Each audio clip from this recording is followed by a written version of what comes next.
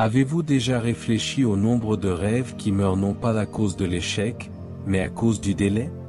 Les statistiques montrent que la plupart des gens n'atteignent jamais leur potentiel. Non pas parce qu'ils manquent de talent ou d'opportunités, mais parce qu'ils attendent toujours le moment parfait. Mais laissez-moi vous demander, et si le moment parfait ne venait pas? Et si le moment parfait était maintenant? L'apôtre Paul le dit très clairement dans Romains 12 verset 2. Il dit, « Ne vous conformez pas au siècle présent, mais soyez transformés par le renouvellement de l'intelligence. » En d'autres termes, la transformation, un changement réel et durable, ne commence pas par un nouvel emploi, une nouvelle ville ou une nouvelle relation. Elle commence par une nouvelle mentalité. Si votre esprit ne change pas, votre vie ne changera jamais. Vous continuerez à répéter les cycles, à tomber dans les vieux pièges et à appeler cela la vie. Alors que Dieu vous a appelé à vivre, c'est de cela que parle Romains 12 verset 2. Paul ne dit pas que vous pourriez être transformé. Il dit que vous le serez par le renouvellement de votre esprit. C'est une promesse, pas une suggestion. Mais voici la clé, c'est quotidien. Vous ne renouvelez pas votre esprit un dimanche et n'attendez pas la victoire toute la semaine.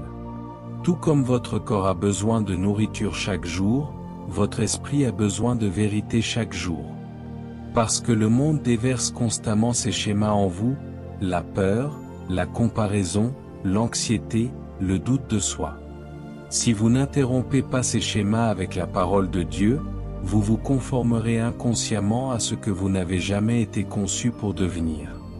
Lorsque vous décidez, même pour ce seul mois, de faire du renouvellement de l'esprit votre discipline quotidienne, vos pensées commencent à s'aligner sur la vérité. Vous cessez de rejouer les vieilles douleurs et commencez à répéter les promesses de Dieu. Vous cessez de prendre des décisions par insécurité et commencez à les prendre par identité. C'est alors que les choses commencent à changer parce que maintenant vous ne vivez plus par la peur. Vous vivez par la foi. Vous ne réagissez pas à la vie. Vous créez à partir de la vérité de la parole de Dieu. J'ai connu un homme qui avait toujours de grands rêves, des idées brillantes, une énergie passionnée, un cœur incroyable. Chaque fois que nous parlions, il disait « J'attends juste que les choses se calment ». Cette phrase est devenue son hymne. Je commencerai le mois prochain. Quand j'aurai un meilleur emploi, une fois que les enfants seront plus grands, quand j'aurai plus de temps. Année après année, rien ne changeait. En fait, la seule chose qui changeait, c'était le poids de son regret. Il n'était pas paresseux. Il était juste coincé dans la zone de confort de l'attente. Et n'est-ce pas ainsi que beaucoup d'entre nous vivent? Nous sommes doués. Nous sommes appelés. Mais nous restons assis, nous espérons toujours, nous attendons toujours. Mais écoutez-moi. Le délai est l'une des plus grandes tromperies de l'ennemi. Il sait qu'il ne peut pas détruire votre appel, alors il essaie de retarder votre obéissance. Il veut que vous perdiez du temps afin que, même si vous êtes en vie, vous ne viviez jamais vraiment. Mais Dieu dit quelque chose de différent. Ecclésiaste 3 versets 1 à 8 déclare, « Il y a un temps pour tout, et une saison pour toute chose sous les cieux. » Cela inclut votre guérison, votre croissance, votre but, votre percée. Il y a un temps pour cela. Et ce temps n'est pas un jour. Ce temps est maintenant. Vous voyez, ce plan de réussite d'un mois n'est pas un tour de motivation. Il ne s'agit pas de travailler plus dur ou d'impressionner les gens.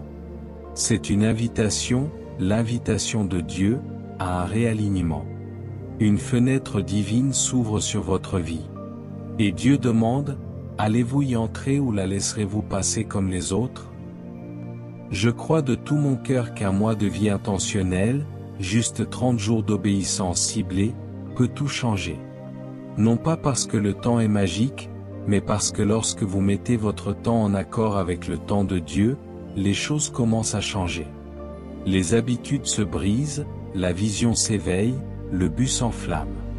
Maintenant, je ne promets pas que chaque rêve sera réalisé en un mois. Mais je dis ceci, Si vous donnez à Dieu juste un mois d'alignement complet, esprit, âme et corps, vous commencerez une transformation qui survivra aux 30 jours. Vous vous réveillerez différemment, penserez différemment, marcherez différemment. Pourquoi? Parce qu'il y a un temps pour tout. Et lorsque vous reconnaissez le temps que Dieu vous donne, vous cessez d'attendre et vous commencez à devenir. Alors avant d'aller plus loin aujourd'hui, je veux que vous entendiez ceci: Dieu ne demande pas la perfection. Il demande votre attention.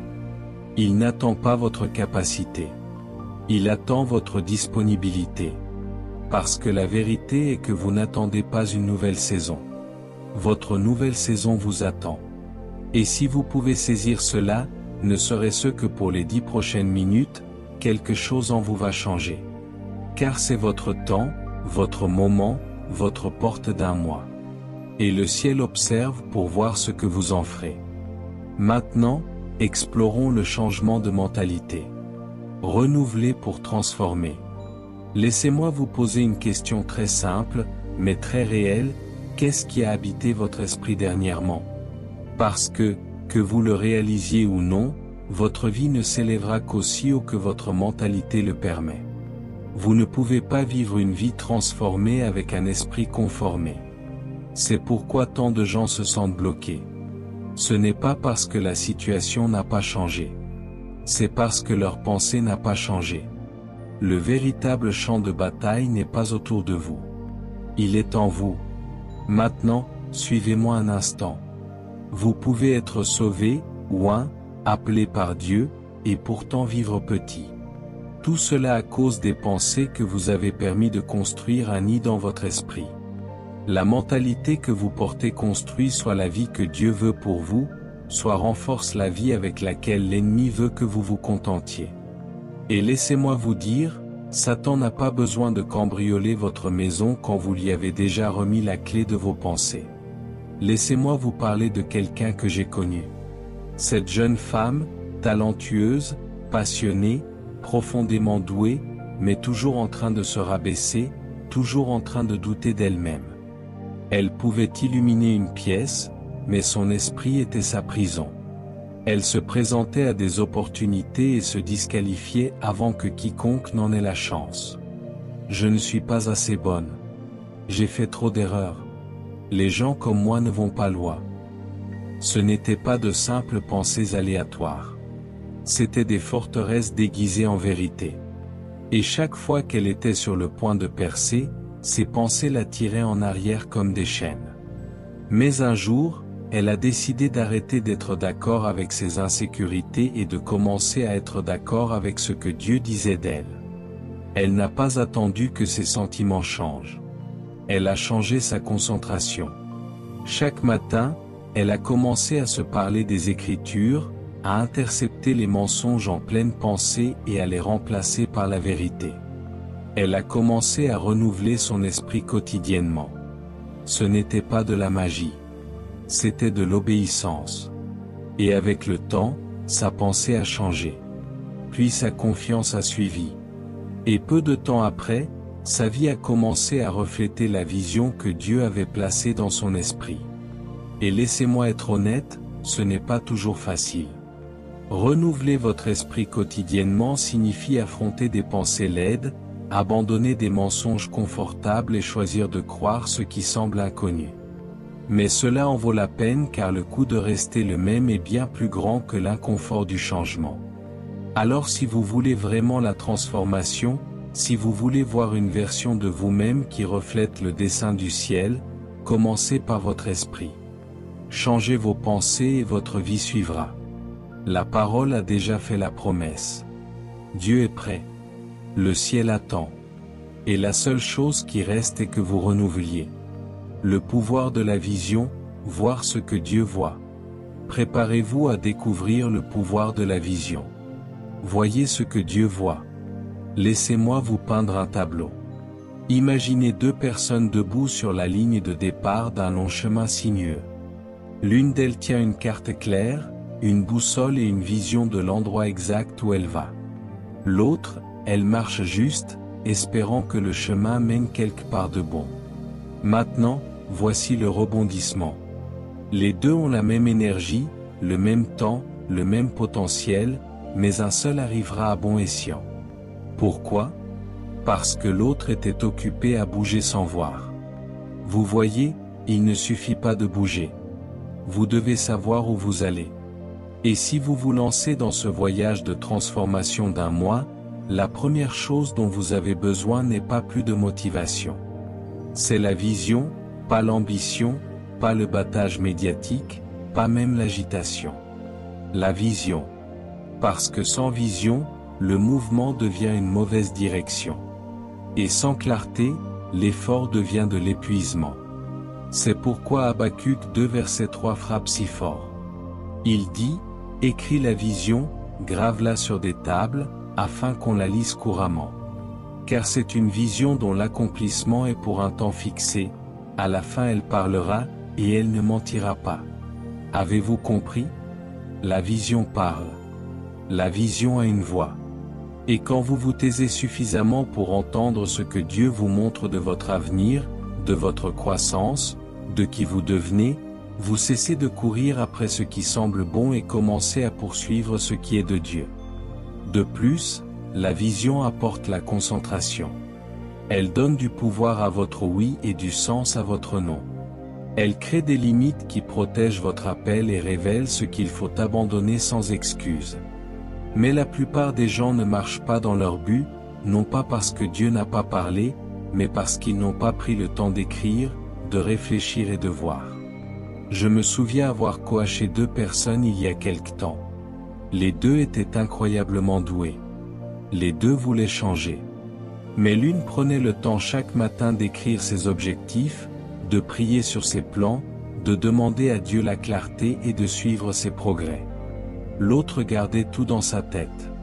Pas de structure, pas de plan écrit, juste des sentiments et des impulsions. En quelques semaines, l'une avançait, grandissait, franchissait des barrières. L'autre tournait en rond, dépassée et confuse. La différence n'était pas dans le talent.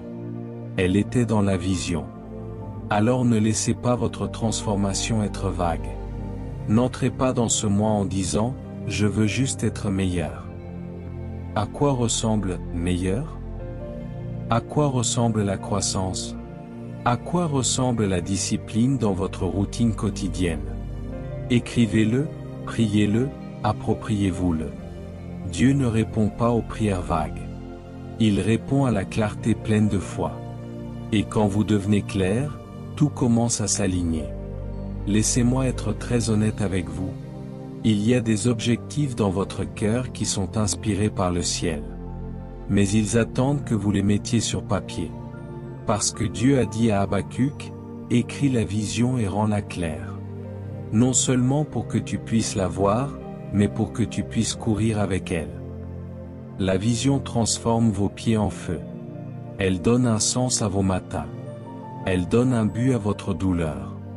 Elle vous rappelle pourquoi vous avez commencé les jours où vous voulez abandonner. Mais plus que cela, la vision invite le temps de Dieu. Habacuc 2 verset 3 dit, « Si elle tarde, attends-la, car elle viendra certainement, elle ne tardera pas. » Cela signifie que votre vision peut ne pas apparaître du jour au lendemain, mais elle apparaîtra. Vous ne perdez pas votre temps lorsque vous attendez en alignement. Vous êtes affiné, et en temps voulu, cette vision parlera plus fort que tout ce que vous traversez en ce moment. Alors, prenez ce mois au sérieux. Asseyez-vous avec Dieu. Écrivez ce que vous voyez. Écrivez-le même si cela vous fait peur. Écrivez-le même si vous ne savez pas comment. Parce que la clarté est la foi en action. Et une fois que vous verrez ce que Dieu voit, vous ne vivrez plus jamais aveugle. Semaine 1, alignement spirituel et découverte de l'identité.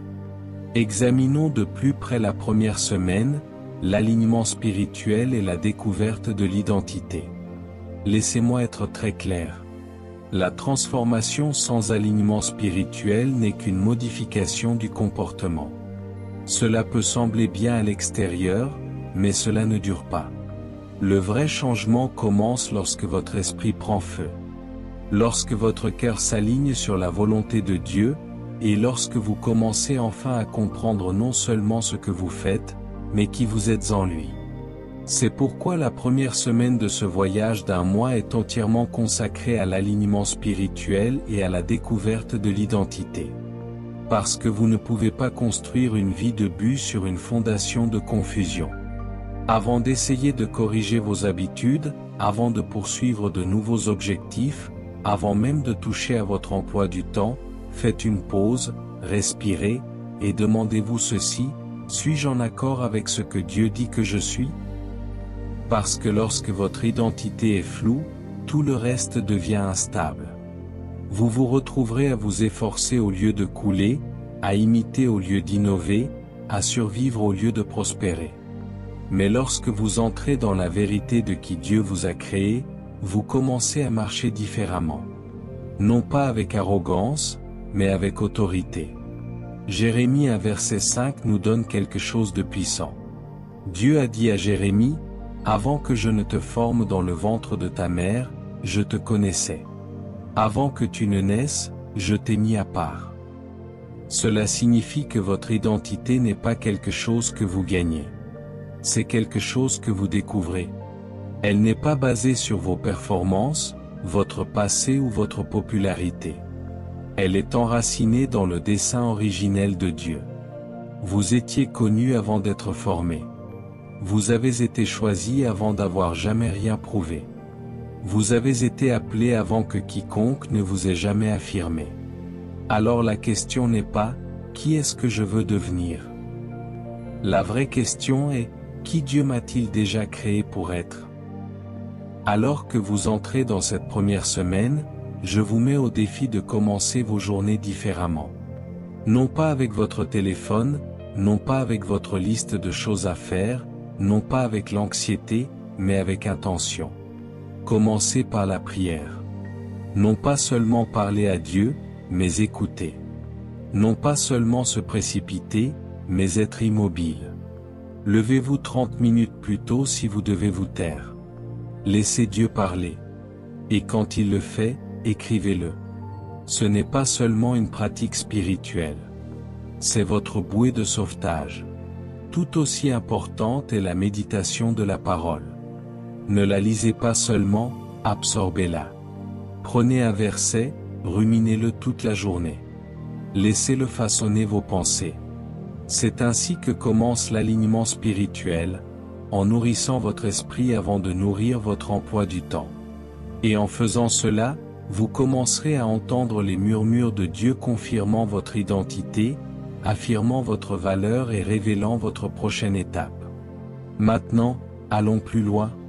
Éphésiens 2 verset 10 dit: « Car nous sommes son ouvrage, créé en Jésus-Christ pour de bonnes œuvres, que Dieu a préparées d'avance, afin que nous les pratiquions. » Vous n'avez pas été fait pour simplement exister. Vous avez été fabriqué à la main dans un but précis. Fait sur mesure pour accomplir quelque chose de divin. Et ces bonnes œuvres ne sont pas aléatoires. Elles sont liées à votre identité. Cela signifie que chaque jour de cette semaine est une occasion de demander: qu'est-ce que tu m'as fait faire aujourd'hui, Seigneur? Quelle mission est liée à mon identité? C'est là que la tenue d'un journal devient puissante. Non pas comme un journal intime, mais comme un miroir. Un miroir pour votre croissance, votre clarté et votre cheminement avec Dieu. Écrivez vos prières. Écrivez ce que vous apprenez. Écrivez ce que Dieu dit. Cela peut sembler petit au début, mais la constance ouvre des portes. Un mot de Dieu écrit aujourd'hui peut déverrouiller toute une saison demain. Et ne marchez pas seul sur ce chemin. Trouvez quelqu'un, juste une personne pour vous tenir responsable cette semaine. Quelqu'un qui peut demander: as-tu prié aujourd'hui? Qu'est-ce que Dieu a dit? Comment va ton alignement? Parce que lorsque vous mélangez la responsabilité avec la dévotion, vous accélérez votre croissance. Personne n'accomplit son but dans l'isolement. Même Jésus avait des disciples et vous n'avez jamais été destiné à marcher aveuglément. Maintenant, je sais que l'alignement spirituel demande des efforts. Il y aura des jours où il sera plus facile de sauter la prière, quand votre esprit sera trop bruyant pour entendre la voix de Dieu. Mais persévérez. Brisez le cycle de la négligence spirituelle et présentez-vous non par religion, mais par révérence. Non pas parce que vous devez, mais parce que vous le pouvez. Plus vous prioriserez la présence de Dieu, plus vous verrez ses empreintes partout dans votre vie. Alors voici votre invitation pour les 7 prochains jours, alignez-vous quotidiennement. Réveillez-vous avec intention. Ouvrez la parole avec attente. Écrivez ce que vous entendez. Demandez à Dieu de vous montrer qui vous êtes vraiment. Non pas la version façonnée par le traumatisme, les opinions ou la peur, mais la version qu'il a vue avant votre naissance. Parce que lorsque l'identité devient claire, la confusion perd de son pouvoir. Et lorsque votre esprit s'aligne, vos pas suivront. Semaine 2, discipline et élimination des distractions. Semaine 2, discipline et élimination des distractions. S'il y a une chose qui tue silencieusement plus de rêves que l'échec ne le fera jamais, c'est la distraction. Pas le genre évident qui crie, mais le genre subtil qui murmure, juste 5 minutes de plus. Juste un défilement de plus. Juste une conversation de plus qui n'ajoute aucune valeur à votre destin. Et si vous n'êtes pas intentionnel, ces distractions commencent à ressembler à du repos, à se sentir comme du divertissement et à sonner comme une connexion, alors qu'en réalité, elles ne sont qu'un délai déguisé. C'est pourquoi cette deuxième semaine est entièrement consacrée à la discipline et à l'élimination des distractions. Parce que si l'ennemi ne peut pas détruire votre appel, il se contentera de diviser votre attention. Il sait que vous ne pouvez pas construire une vie concentrée avec un esprit fracturé. Alors cette semaine, Dieu vous appelle à faire quelque chose de radical. Pas tapac sans grave l'œil, pas pour le grand public, mais radical dans l'esprit. Pour protéger votre temps comme s'il était sacré, parce qu'il l'est. Proverbe 25 verset 28 le dit clairement, « L'homme qui ne se maîtrise pas est comme une ville ouverte, sans muraille. » Pensée Y. Quand les murs d'une ville sont tombés, n'importe quoi peut entrer. L'ennemi n'a pas besoin de permission. Il entre directement. C'est ce qui se passe lorsque vous ne mettez pas de limite autour de votre temps, de votre énergie, de vos habitudes. Vous devenez disponible à tout et engagé à rien. Mais la discipline construit des murs non pas pour empêcher les gens d'entrer, mais pour maintenir votre concentration. La discipline est le langage des champions, et c'est la protection du but. De même, dans 1 Corinthiens 9 versets 24 à 27, Paul dessine une image puissante. Il dit, « Ne savez-vous pas que, dans une course, tous les coureurs courent, mais un seul remporte le prix? Courez de manière à l'obtenir. » Puis il ajoute, « Je traite durement mon corps et je le tiens asservi, de peur qu'après avoir prêché aux autres, je ne sois moi-même disqualifié. » Ce n'est pas anodin. C'est intense. C'est de la discipline. Paul dit, « Je ne fais pas confiance à ma chair, alors je l'entraîne. Je ne suppose pas que je resterai concentré. Je me force à m'aligner. » Maintenant, cela ne signifie pas que vous vous réveillez demain et devenez un robot. Cela signifie que vous créez des systèmes qui vous aident à choisir ce qui compte le plus, même lorsque vous n'en avez pas envie. Parce que soyons honnêtes, les sentiments ne construisent pas le destin. Les décisions le font. Et votre vie suivra toujours le rythme de vos disciplines. J'ai une fois encadré une jeune professionnelle qui se noyait sous de bonnes intentions, brillante, passionnée, profondément engagée dans sa marche spirituelle, mais dispersée. Elle restait éveillée tard à regarder des émissions, se réveillait tard en se sentant coupable, se précipitait le matin et passait des heures à faire défiler sans but sur les réseaux sociaux. Chaque soir, elle disait, « Demain, je ferai mieux », mais le lendemain ressemblait à la veille. Et puis un jour, quelque chose a changé. Elle n'a pas essayé de tout changer. Elle a juste revendiqué ses matins. Elle a commencé à se réveiller 90 minutes plus tôt, non pas pour travailler dur, mais pour s'aligner. Elle a prié. Elle a écrit ses objectifs. Elle a bloqué son téléphone jusqu'à 10 heures du matin. Elle a mis de la musique de louange et a créé ce qu'elle appelait son heure de puissance. Ce n'était pas facile, mais c'était sacré. En 2 semaines, sa clarté a explosé. En 1 mois, sa productivité a explosé. Pourquoi? Parce qu'elle a éliminé ce qui n'avait pas sa place dans ses matins et ses matins sont devenus l'autel où sa journée était façonnée. Alors peut-être est-il temps que vous fassiez de même. Qu'est-ce qui doit être retiré de votre rythme? Quelles conversations vous épuisent? Quelles applications vous volent vos heures? Quels environnements déclenchent la paresse ou la négativité? Écoutez, il ne s'agit pas de devenir parfait. Il s'agit de devenir protégé. Protégé par le but, protégé par la structure, libre de se concentrer. Et oui, cela semblera inconfortable au début. Votre chair résistera. Vos habitudes se plaindront. Votre calendrier se rebellera. Mais donnez-lui 7 jours, non pas 7 jours de perfection, 7 jours de discipline. Réveillez-vous tôt. Éteignez les distractions. Dites non à ce qui ne sert pas votre avenir. Jeûnez non seulement de nourriture, mais de tout ce qui vous empêche de vous concentrer. Parce que le jeûne n'est pas seulement une soustraction. C'est une redirection divine. Cette semaine, je crois que Dieu recable votre approche du temps. Vous ne gérez pas seulement des minutes. Vous gérez des moments. Des moments qui ont du poids. Des moments qui construisent un héritage. Des moments qui ne peuvent être revécus. Alors traitez cette semaine comme si elle comptait, parce qu'elle compte. Et quand vous le ferez, vous commencerez à ressentir la liberté qui vient de la concentration. Vous réaliserez que vous n'avez pas besoin de plus d'heures dans la journée. Vous avez besoin de plus de discipline dans les heures que vous avez. Et en pratiquant cela, votre esprit s'aiguisera, votre but s'approfondira et vos résultats se multiplieront. Alors courez, non pas avec désinvolture, non pas distrait, non pas à moitié. Courez de manière à obtenir le prix. Construisez les murs. Frappez les distractions.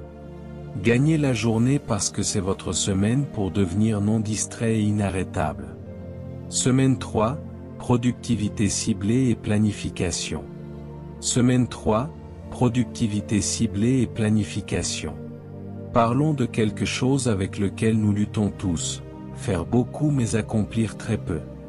Avez-vous déjà terminé une journée complètement épuisée pour réaliser que vous n'aviez pas réellement fait avancer les choses? Vous avez répondu à des emails. Vous avez rappelé. Vous êtes resté occupé, mais vous n'avez pas construit.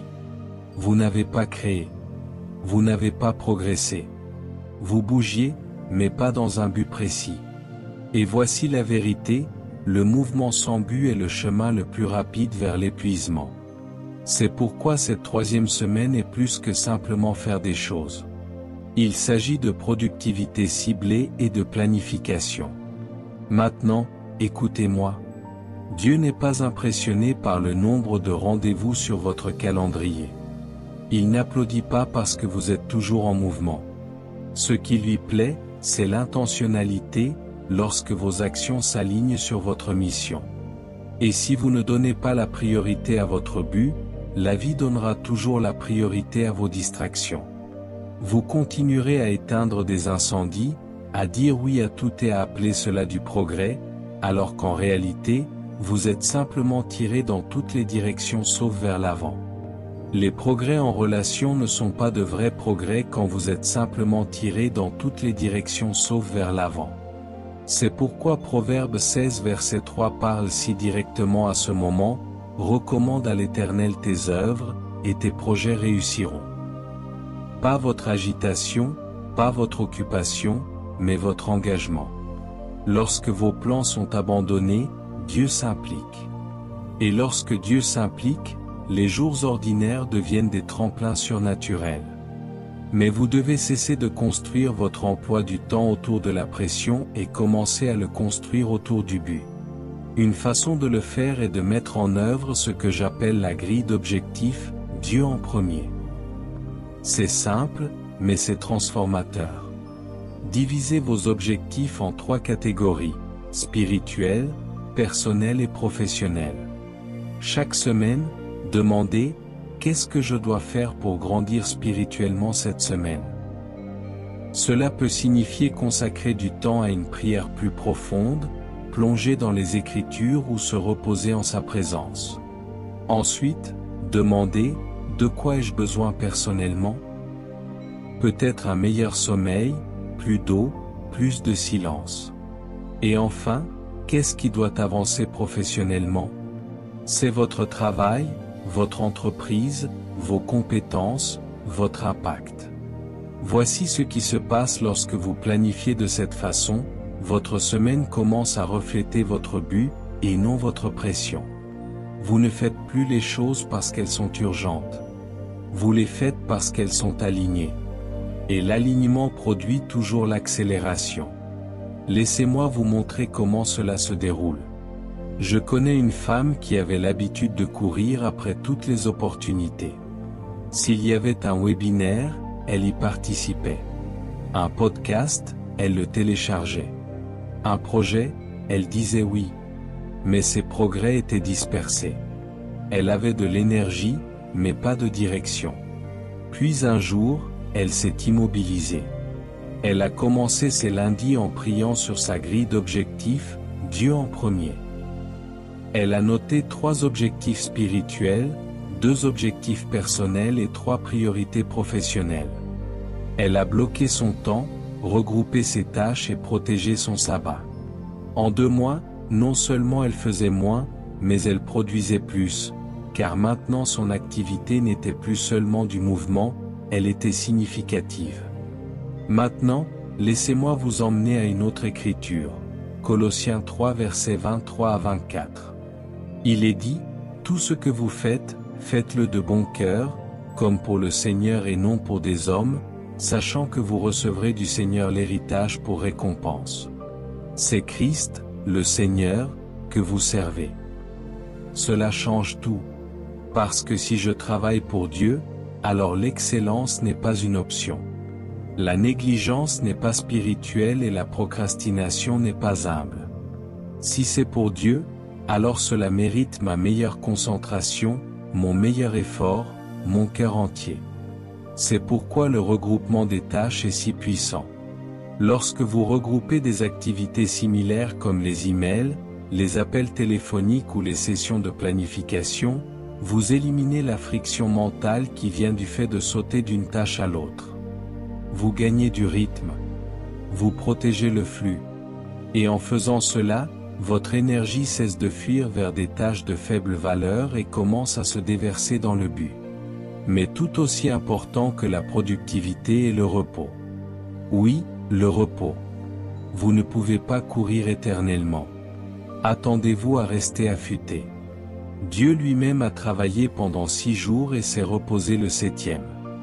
Non pas parce qu'il était fatigué, mais parce qu'il modélisait le rythme.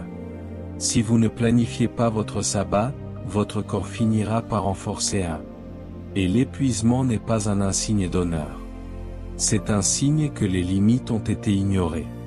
Le repos n'est pas de la paresse. Le repos est de l'obéissance. Et certaines de vos percées ne viendront que lorsque vous cesserez de vous efforcer et que vous abandonnerez la journée à Dieu. Alors cette semaine, je vous mets au défi de changer la donne. Ne laissez pas la vie décider à quoi vous consacrerez votre temps. Vous décidez avec la guidance de Dieu. Prenez votre agenda, votre téléphone, votre calendrier, tout ce que vous utilisez, et soumettez-le aux pieds de Jésus. Demandez-lui ce qui compte le plus cette semaine. Puis planifiez autour de cela. Regroupez vos tâches, intégrez votre repos et courez votre course avec précision, car le but n'est pas de faire plus. Le but est de faire ce qui compte. Et lorsque vous commencerez à planifier avec un but, vous sentirez la différence. Vous vous réveillerez avec clarté. vous agirez avec conviction. Vous vous coucherez en sachant que vous n'êtes pas resté simplement occupé. Vous êtes resté fidèle. Et cela, mon ami, c'est ce que signifie être productif à la manière de Dieu. Non pas pour les applaudissements, non pas pour la perfection, mais pour le but. Semaine 4, relations, responsabilité et héritage. Semaine 4, relations, responsabilité et héritage. L'une des vérités les plus souvent négligées, mais qui change la vie en matière de transformation, est la suivante. Avec qui vous marchez détermine jusqu'où vous allez. Vous pouvez prier avec ferveur, planifier avec précision, jeûner avec passion, mais si les personnes de votre cercle intime vous tirent en arrière, vous n'atteindrez jamais l'avenir que Dieu vous a préparé. Parfois, ce n'est pas le diable qui bloque votre destin.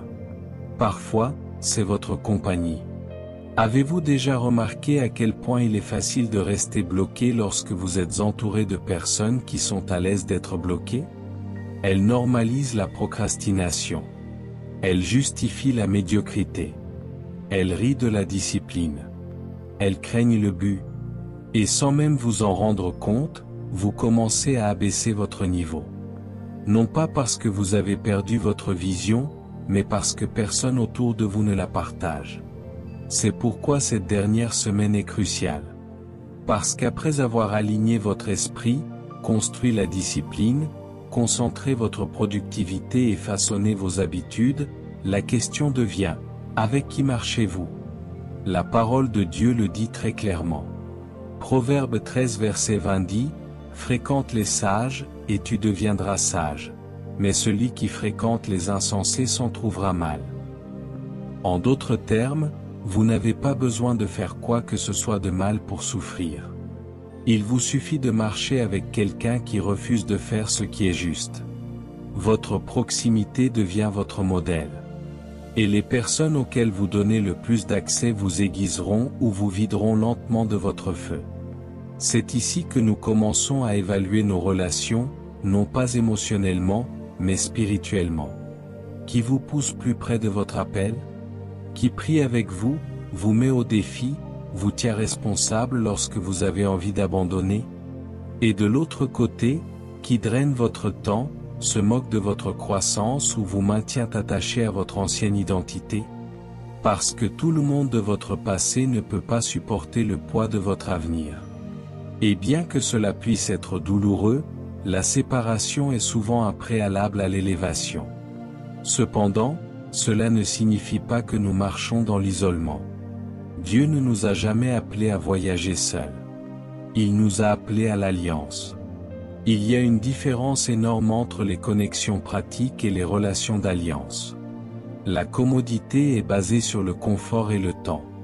Mais l'alliance est construite sur la vérité et le destin. Elle dit, « Je ne suis pas ici juste parce que c'est facile.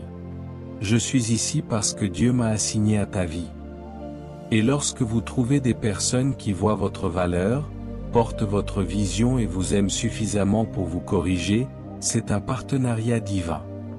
Mais pour expérimenter l'alliance, vous devez aussi être prêt à être ce genre d'ami. Vous devez offrir la loyauté, la responsabilité, l'encouragement et la vérité. Et cela demande de la maturité. Cela demande une conscience spirituelle. Cela demande du discernement. Ce qui nous amène à 2 Corinthiens 6 versets 14 à 18. Paul ne mâche pas ses mots. Il dit, « Ne vous mettez pas sous un joug étranger avec les infidèles. Car quelle relation y a-t-il entre la justice et l'iniquité? Ou quelle communion entre la lumière et les ténèbres? Maintenant, il ne s'agit pas d'arrogance ou de couper les ponts avec orgueil. Il s'agit de comprendre l'alignement spirituel. Lorsque Dieu construit votre avenir, il taille également votre environnement parce qu'il sait que les mauvaises voies peuvent déformer la bonne vision. Et si vous êtes sous le joug, étroitement lié à des personnes qui ne partagent pas vos valeurs ou ne respectent pas votre but, vous serez toujours déchiré entre plaire à Dieu et leur plaire. Vous ne pouvez pas courir vers le destin en traînant un poids mort. À un moment donné, vous devez choisir votre avenir ou votre familiarité. Je n'oublierai jamais l'histoire d'un homme que j'ai rencontré. Un esprit vif, de grands rêves. Mais pendant des années, il est resté coincé dans un cycle de fêtes, de dérives et de prétendre qu'il s'en fichait. Non pas parce qu'il manquait de but, mais parce qu'il se noyait dans la mauvaise compagnie, jusqu'au jour où il en a eu assez de faire semblant. Il a tranquillement commencé à changer son environnement. Il a cessé de se montrer là où son esprit continuait de se briser. Il a commencé à passer du temps avec des gens qui le mettaient au défi de penser plus haut, de vivre plus sainement, de prier plus profondément. Au début, il était seul, mais finalement les bonnes voies l'ont trouvé. Et avec le temps, il est devenu méconnaissable. Non pas parce qu'il a changé du jour au lendemain, mais parce qu'il a finalement marché avec des gens qui l'ont aidé à rester changé. Amis, c'est le pouvoir des relations. Elles nourrissent votre transformation ou la sabotent. Et si vous voulez vraiment laisser un héritage, quelque chose d'éternel, quelque chose qui vous survive, vous avez besoin de personnes autour de vous qui se soucient plus de votre destin que de votre confort. Des gens qui vous diront les dures vérités avec amour. Des gens qui vous rappelleront qui vous êtes quand vous commencez à oublier. Alors que nous clôturons cette dernière semaine, je vous exhorte à faire l'inventaire. Réévaluez votre cercle. Ayez des conversations courageuses. Établissez des limites divines.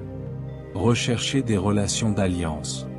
Parce que la responsabilité n'est pas le contrôle, c'est la protection. C'est ainsi que Dieu nous maintient alignés lorsque nos sentiments deviennent bruyants et que notre force s'épuise. Et n'oubliez jamais que votre héritage n'est pas seulement ce que vous construisez, mais avec qui vous construisez. Et lorsque vos relations sont enracinées dans le but, votre avenir devient inarrêtable.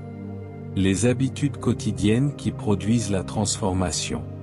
Maintenant, laissez-moi vous enseigner quelque chose de très profond. Les habitudes quotidiennes qui produisent la transformation.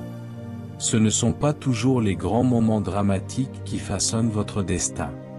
La plupart du temps, ce sont les petites habitudes constantes que personne ne voit. Les disciplines quotidiennes, les choix silencieux, la fidélité invisible. C'est là que la transformation est construite brique par brique, jour après jour. Et si vous voulez vivre une vie transformée, vous ne pouvez pas simplement attendre les percées. Vous devez construire le genre d'habitude qui les attire. Prenez Jésus par exemple, le Fils de Dieu, plein de puissance et d'autorité.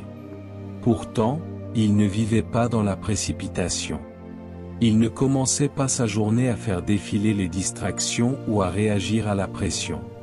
La Bible nous dit dans Marc 1 verset 35, « Très tôt le matin, alors qu'il faisait encore sombre, Jésus se leva, quitta la maison et alla dans un lieu solitaire où il pria. » Ce n'est pas juste un détail. C'est un modèle. Si Jésus, Dieu fait chair, avait besoin de solitude, de silence et de prière pour faire face à son but, à combien plus forte raison nous? Se lever tôt n'est pas du légalisme.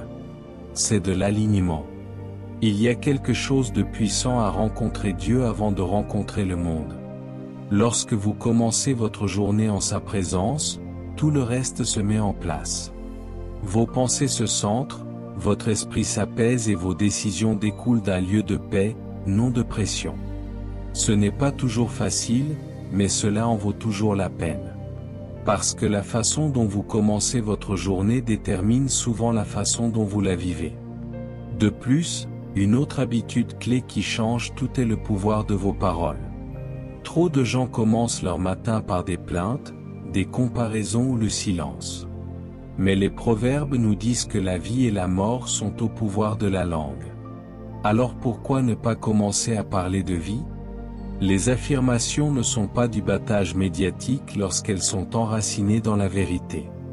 Lorsque vous dites « Je suis une créature si merveilleuse, si admirable », Psaume 139 verset 14, ce n'est pas seulement de la pensée positive.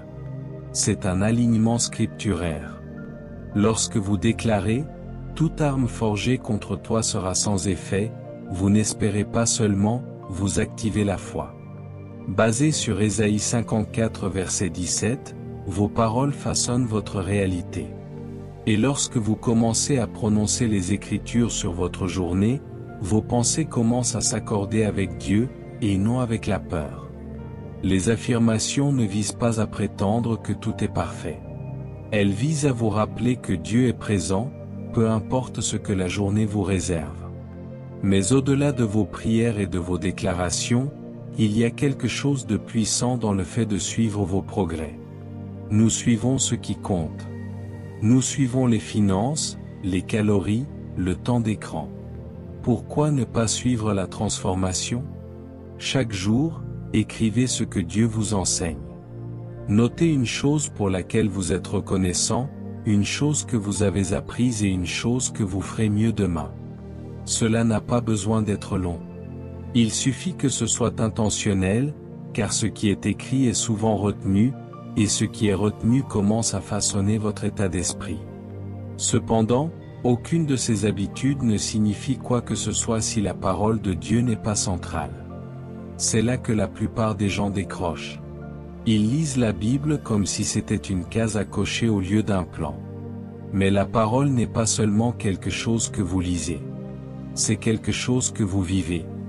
Laissez-la vous corriger, vous guider, vous étirer.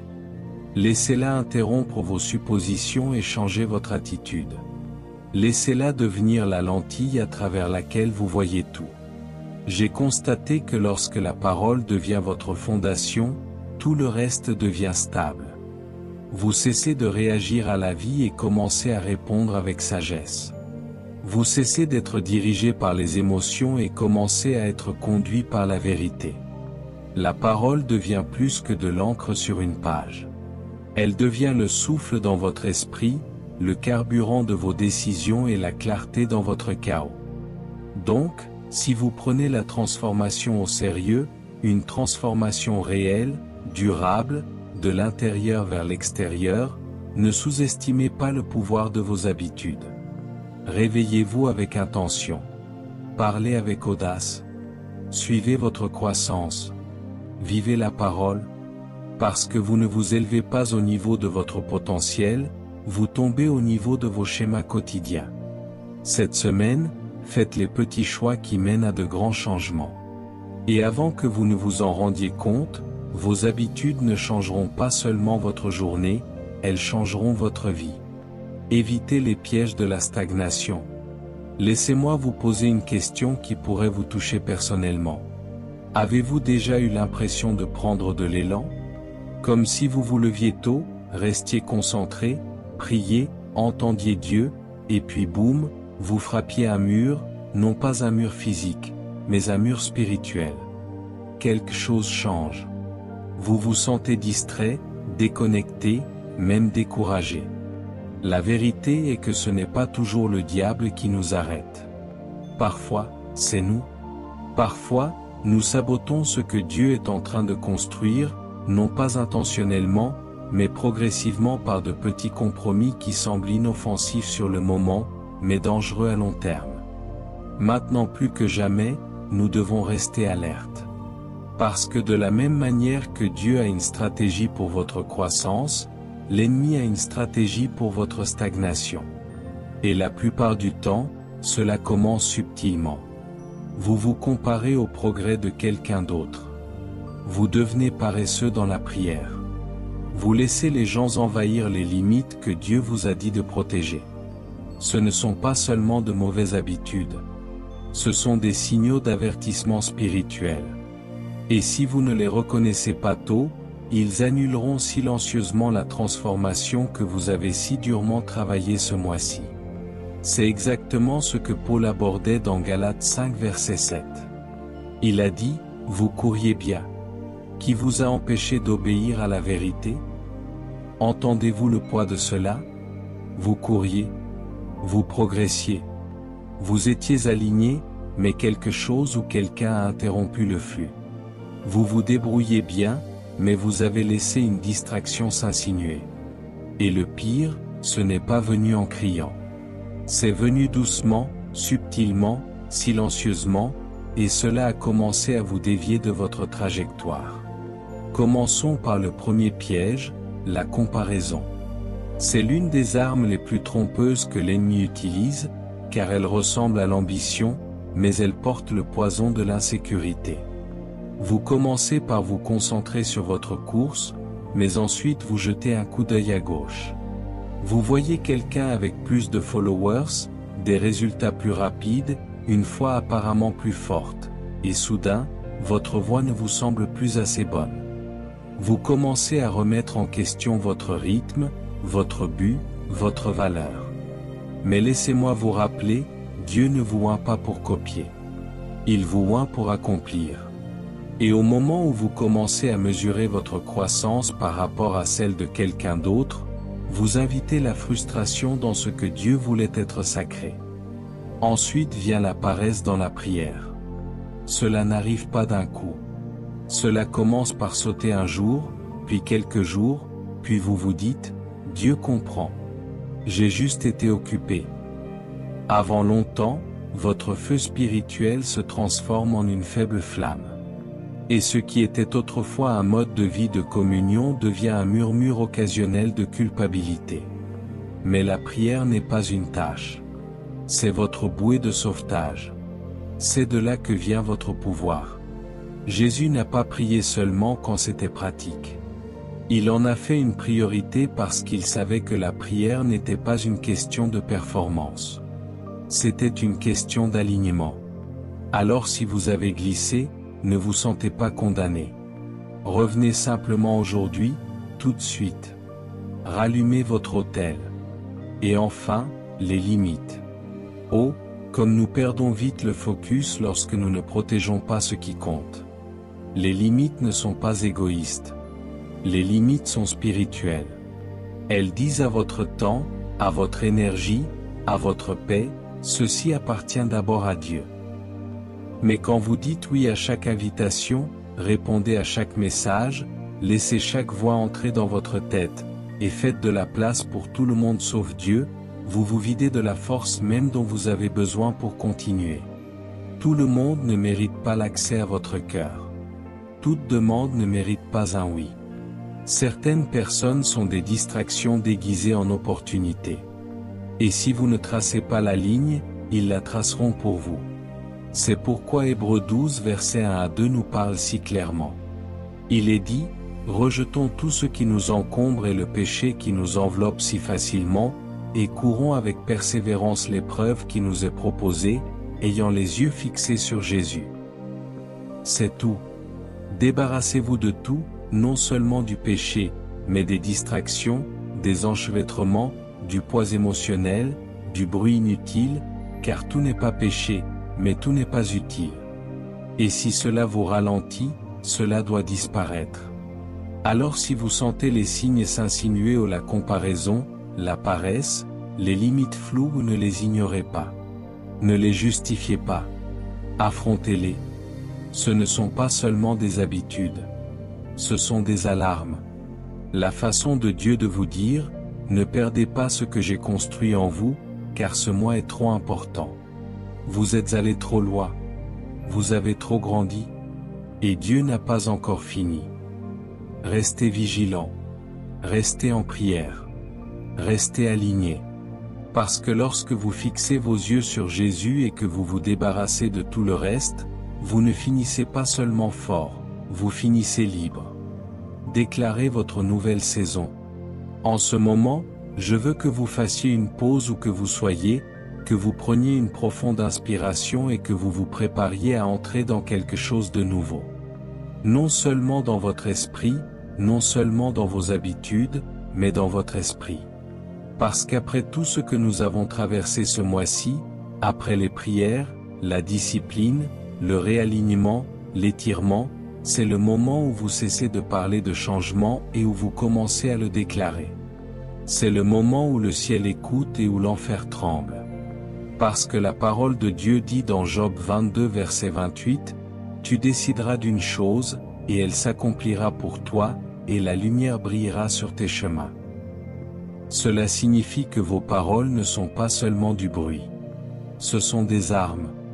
Ce que vous déclarez par la foi en accord avec la vérité de Dieu s'établit dans votre vie. Alors en ce moment, je veux que vous prononciez ces mots à haute voix avec audace.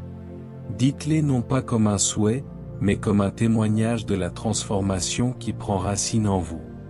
Dites ceci avec moi. C'est ma nouvelle saison. Je décrète l'alignement avec la volonté de Dieu. Je marche dans la clarté, pas dans la confusion. Je marche dans le but, pas dans la procrastination. Je me libère des vieux schémas et j'entre pleinement dans le plan de Dieu pour ma vie. Allons plus loin. Je suis discipliné. Je suis concentré. Je suis spirituellement éveillé. Je protège ma paix.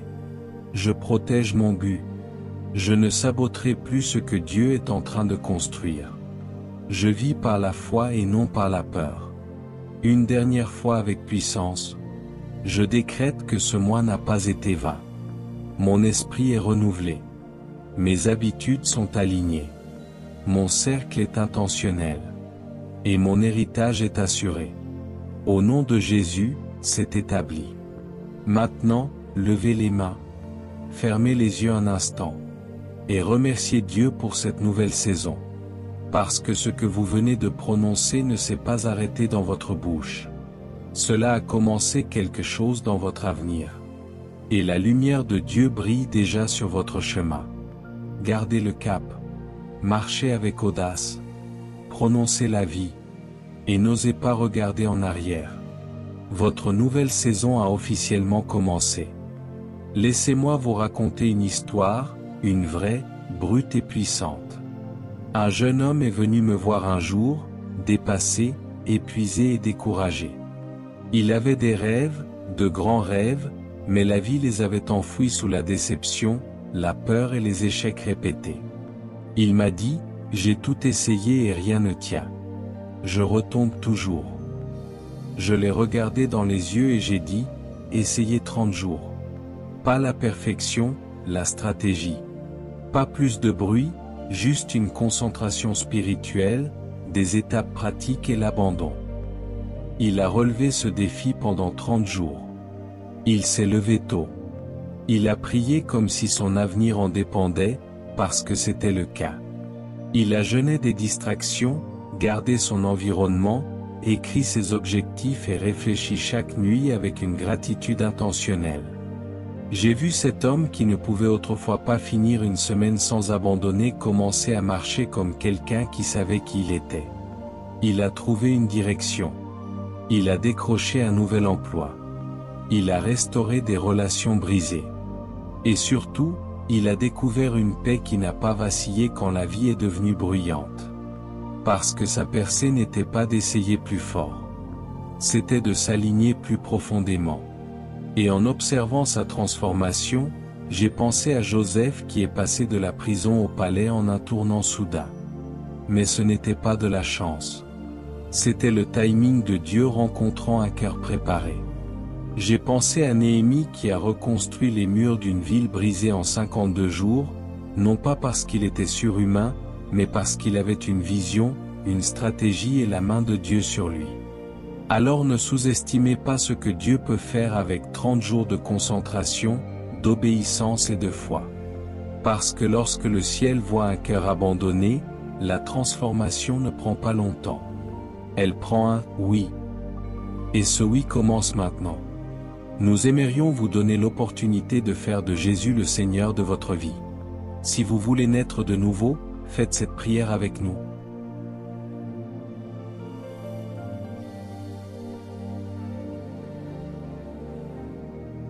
Père Céleste, je reconnais que je suis un pécheur et que mes paroles ont parfois été une source de mal plutôt que de bien.